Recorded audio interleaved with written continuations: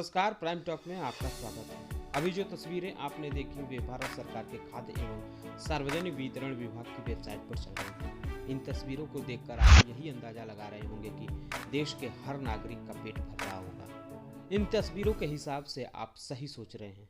अब आप इस तस्वीर को देखकर जरा सोचिए। गुरुवार को जारी एक रिपोर्ट में चौंकाने वाली यह जानकारी सामने आई। विश्व गुरु बनने की राह पर अग्रसर भारत वैश्विक भूख सूचकांक यानी ग्लोबल हंगर इंडेक्स 2021 में 116 देशों की सूची में पिछड़कर 101वें देश स्थान पर है। इससे पहले साल 2020 में भारत 94वें स्थान पर था। ध्यान देने वाली बात यह है कि हम इस सूची में पाकिस्तान, बांग्लादेश और नेपाल से भी पीछे हैं। अब आप इसी से अंदाज़ा लगा सकते हैं कि नेपाल, पाकिस्तान और बांग्लादेश जैसे कमज़ोर आर्थिक देश वालों से भी पीछे भारत क्यों है। लेकिन भारतीय मीडिया को यह नहीं दिखता है। प्रधानमंत्री के भाषणों में अक्सर सुनने को मिलता है कि हमारी सरकार मुफ्त राशन वितरण कर रही है और इसका बाकायदा प्रचार भी किया जा रहा है। आपको हर चौराहे पर प्रधानमंत्री नरेंद्र मोदी का फोटो लगा एक पोस्टर जरूर मिलेगा, जिसमें लिखा होगा प्रधानमंत्री गरीब कल्याण अन्न योजना, मुफ्त राशन, 5 किलो चावल या गेहूं प्रति व्यक्ति प्रति माह, संपूर्ण आहार स्वस्थ परिवार यानी 5 किलो चावल या गेहूं में एक व्यक्ति को 1 महीने चलाना है। बिल्कुल साध्य जीवन जीना है, अल्पाहारी रहना है, ज़्यादा खाएंगे तो मोटे हो जाएंगे और यही 5 किलो चावल या गेहूं संपूर्ण आहार है। नमक, तेल, मसाला और दाल जैसी चीज़ों की ज़रूरत ही नहीं। शायद इसीलिए सरसों के तेल 200 रुपये लीटर हो गए हैं। दाल मसाला के दाम भी बढ़ रहे हैं। इसका मतलब तो यही है कि स्वास्थ्य विभाग जो आहार में सोयाबीन, दाल जैसे पौष्टिक चीज़ों को शामिल करने को कहता है वह गलत है।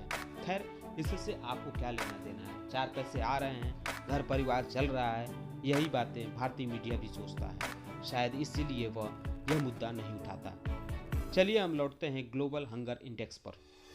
भूख और कुपोषण पर नजर रखने वाले संगठन ग्लोबल हंगर इंडेक्स की वेबसाइट पर गुरुवार को जारी एक रिपोर्ट में कहा गया है कि इस सूची में 5 से कम ग्लोबल हंगर इंडेक्स स्कोर के साथ चीन, ब्राजील और कुवैत समेत 18 देश शीर्ष स्थान पर हैं। यह रिपोर्ट आयरलैंड की सहायता एजेंसी कंसर्न वर्ल्ड वाइड और जर्मनी के संगठन वेल्डर हंग हेल्फ ने मिलकर तैयार की है।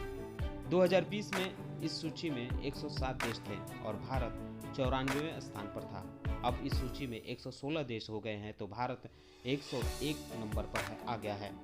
भारत का ग्लोबल हंगर इंडेक्स स्कोर 2000 में 38.8 था, जो 2012 से 2021 में 28.8 से 27.5 के बीच रहा।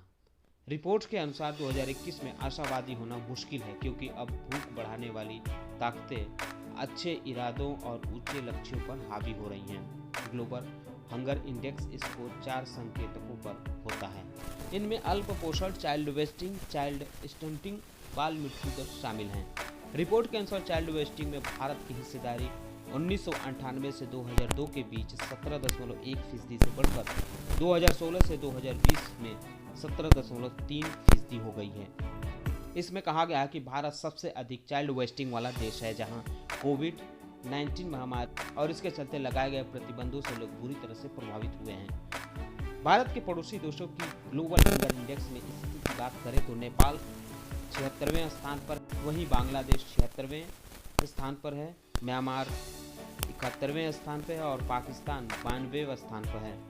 रिपोर्ट में इन देशों में भी भूख की स्थिति को चिंताजनक करार दिया गया है, लेकिन कहा गया है कि ये देश भारत के मुकाबले अपने नागरिकों की भूख मिटाने में कहीं अधिक बेहतर स्थिति में हैं। इंडोनेशिया 73वें और श्रीलंका 65वें स्थान पर है। गुरुवार को जारी ग्लोबल हंगर इंडेक्स पर आपकी यह सोच लाजमी होगी कि कोरोना वायरस के संक्रमण की वजह से इंडेक्स की स्थिति बिगड़ी है।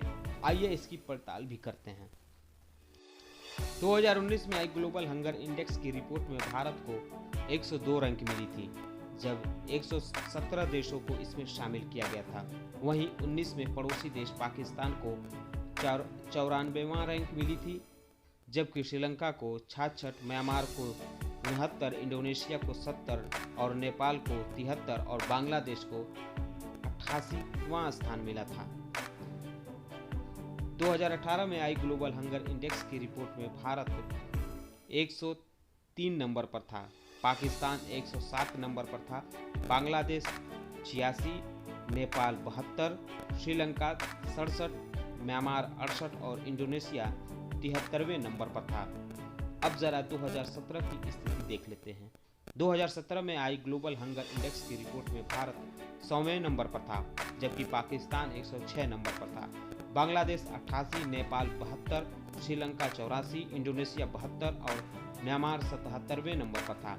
वही 2016 में आई ग्लोबल हंगर इंडेक्स की रिपोर्ट में भारत 97 नंबर पर था, पाकिस्तान 107, बांग्लादेश 90, नेपाल 72, श्रीलंका 84, इंडोनेशिया 72 और म्यांमार 75वें नंबर पर था। ये तो थी पिछले 5 साल की रिपोर्ट। भारत पाकिस्तान से तो नहीं, लेकिन अपने अन्य पड़ोसी देशों से ग्लोबल हंगर इंडेक्स में पिछले 5 सालों से पीछे है। हर छोटी छोटी बात पर ट्वीट करने वाले सरकार के मंत्री ग्लोबल हंगर इंडेक्स की रिपोर्ट को ट्वीट नहीं करेंगे। उन्होंने किया भी नहीं। किसी साहित्यकार, नेता, उपदेशक की जयंती और त्यौहार नहीं छूटती है इनसे। ट्वीट जरूर करते हैं। फिर यह रिपोर्ट कैसे छूट गई? भारत सरकार के खाद्य विभाग ने दशहरा पर ट्वीट किया है, लेकिन ग्लोबल हंगर इंडेक्स की रिपोर्ट पर कुछ नहीं कहा है।